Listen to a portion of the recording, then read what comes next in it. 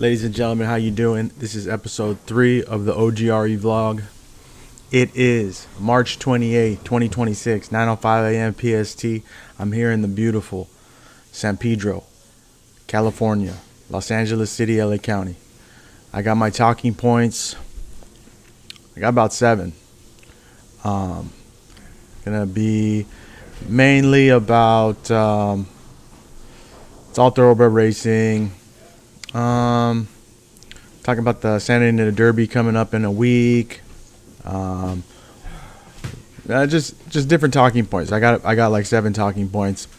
It's gonna be a decent podcast today. I just ate breakfast. Sorry. I got my shack ring on. Sapphires, looking good. All right. So, first things first. This is how I set up the O.G.R.E. Okay. I'm gonna let you in on a little secret. Just gonna put it out there. All right. The main thing is, and I think this is really important when starting an organization, especially when I'm trying to get, I'm trying to make it all the way. So, right, because I obviously want to be a part of a Triple Crown. I want to be a part of a Triple Crown team, right? Whether it's full ownership decades from now or if it's one share, okay? And I think this is important, and that is it's an invite-only thing, right? When you make it invite,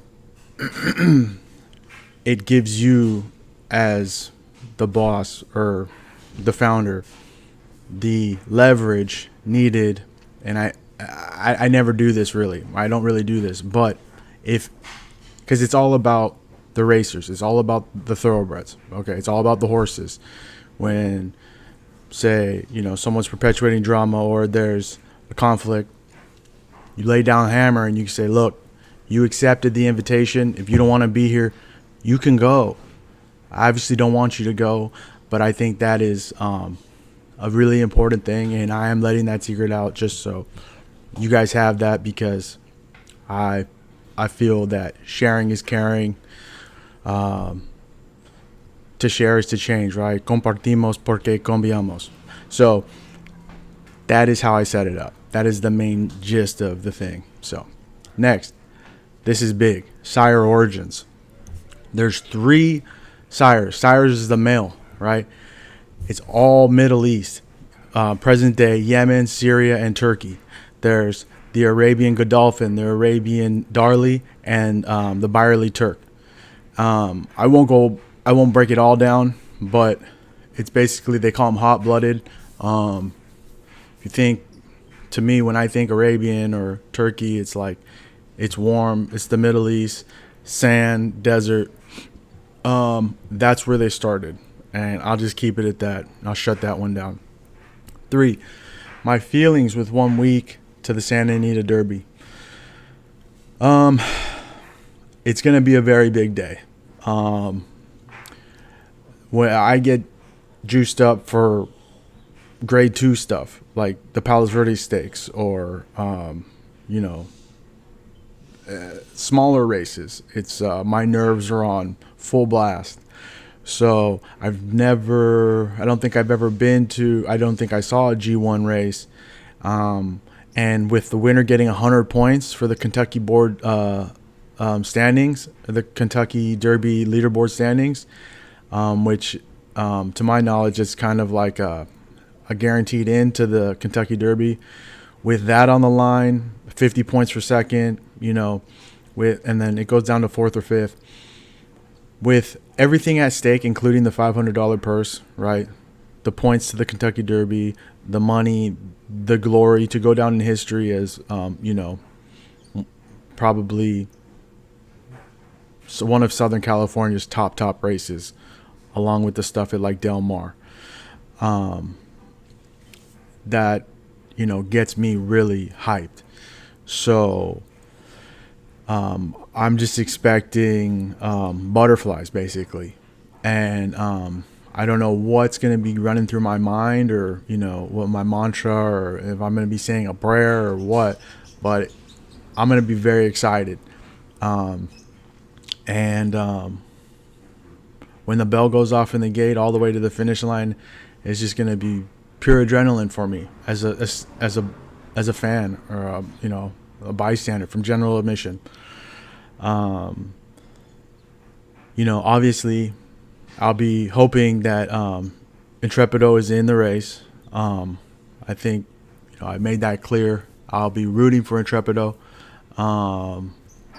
And yeah, like, the only reason being is because he's originally.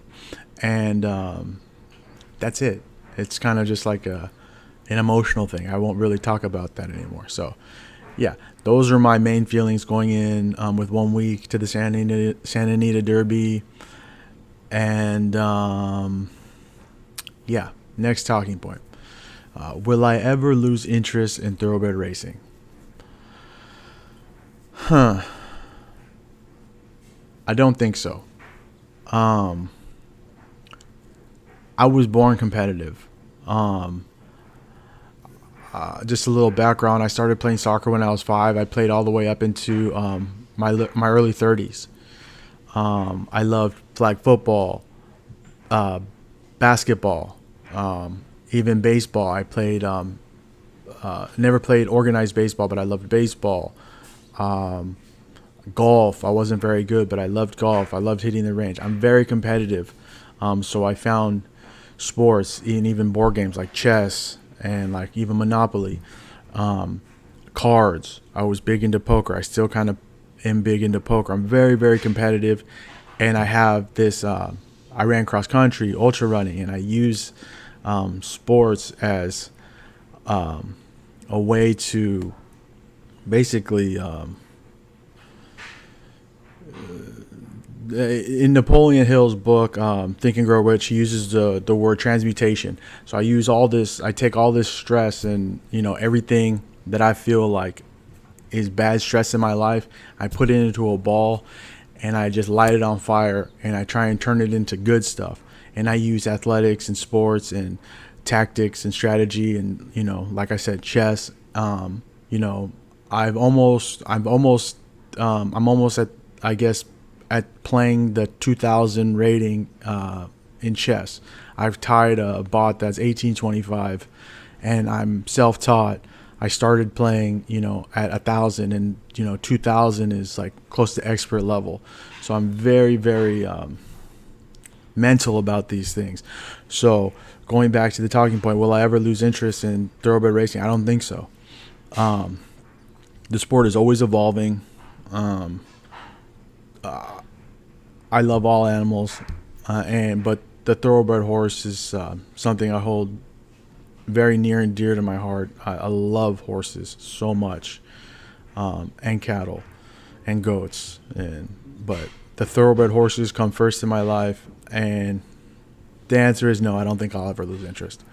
What keeps me going in thoroughbred racing? The adrenaline, the glory. Even when I don't have a favorite or I'm not rooting for any in particular horse,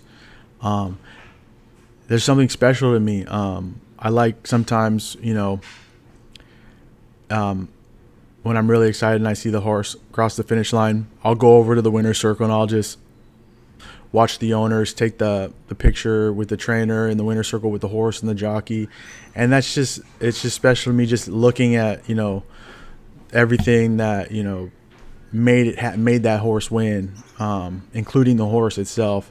And that's something that, I can take part in witnessing the glory and the excitement and, just the sheer happiness that comes when your horse wins or their horse wins. And, that keeps me going. The intricacies of training and, it's an art form.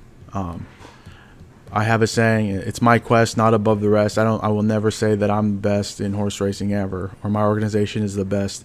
I do believe that we are on the same level as many, many, many, many other organizations. In the grand scheme of things, when you consider how many people there are on Earth, it's not that many people, but I'll never say that we are the best, but what keeps me going in thoroughbred horse racing is just basically the strategy, the tactics, and it's an ever-changing sport, and yeah, that keeps me going. Basically, the competitiveness of it all. Why I think thoroughbred racing is important in the United States of America today. It's a pastime. It's a part of our history. It's like it's like baseball. Where would our country be without baseball, right? Or even the NFL or the NHL, or it's just Don't matter to me. I'm just killing time. it's something. It's so many people's livelihood and well-being, and it's just.